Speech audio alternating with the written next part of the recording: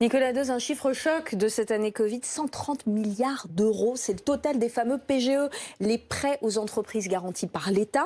Vous nous dites que c'est à la fois une bonne et une mauvaise nouvelle. Alors c'est quoi la bonne nouvelle? La bonne nouvelle, c'est que ça a fonctionné. Ça a été un soutien massif. Il a fonctionné. C'est énorme, 130 milliards d'euros. La deuxième bonne nouvelle, c'est que vous avez 630 000 entreprises. 9 sur 10 sont des TPE de moins de 11 personnes. Pas le cadeau aux grandes. Qui ont pu comme ça assurer l'année, tout simplement.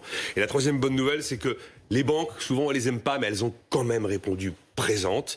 Et alors, même si c'est vrai qu'elles ont cette garantie de l'État. Après, je suis d'accord, j'ai entendu moi aussi plein de témoignages d'entreprises qui ont dit « mais on m'a refusé mon prêt, je sais pas pourquoi, il n'y a aucune raison ». Oui, il y a eu des loupés, il y a eu des trous dans la raquette, il y en a forcément au niveau national, au niveau massif. Et il a servi à quoi? Payer les loyers, alors, cet argent? Eh ben justement, non, et c'est la quatrième bonne nouvelle. On s'est rendu compte que dans la plupart des cas, encore aujourd'hui, l'entreprise prend son prêt, elle le met de côté au cas où. C'est de la précaution.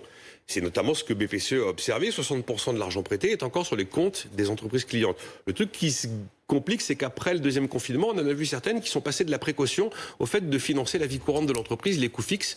Et ça, c'est là où ça se complique un peu. Oui, parce que c'est le moment où la bonne nouvelle vire à la mauvaise nouvelle. Et voilà, un prêt, c'est un prêt. Un prêt même garanti par l'État, ça se rembourse, c'est la difficulté.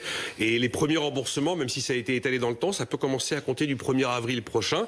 Et donc, on a vu de manière paradoxale les défaillances d'entreprises reculer cette année, les entreprises qui allaient au tapis.